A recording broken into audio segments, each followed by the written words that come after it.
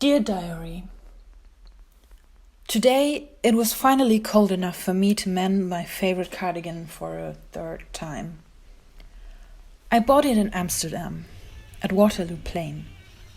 Not in one of the fancy vintage stores that seem to get more expensive by the day, but instead at one of the sellers who just dump piles and piles of clothing on big pieces of canvas on the floor, and people rummage through them like fashionably dressed vultures. The first men's were covering up some stains and the first small hole.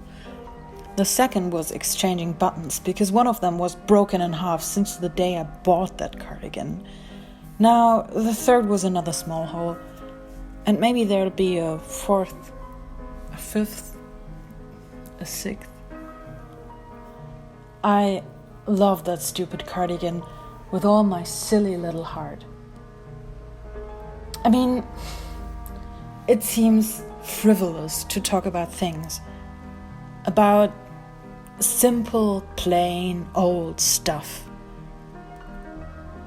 Especially compared to, and now picture me vaguely gesturing at the stage of the world in general, especially compared to the times we're living in.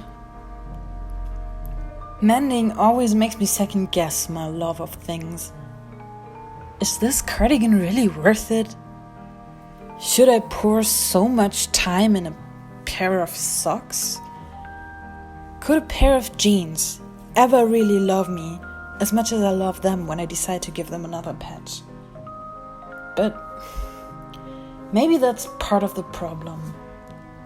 Our first mistake was placing too much value on things, using them to show off our personality and our status.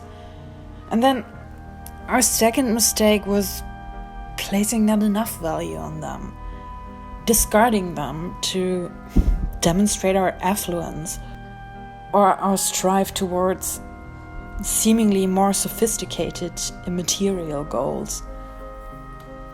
Mending is a small cure for a bigger problem.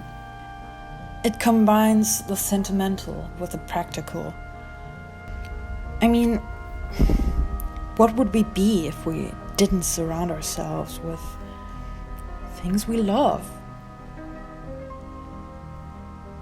While yesterday the sun was still burning relentlessly as soon as it showed up between the clouds, today was completely overcast.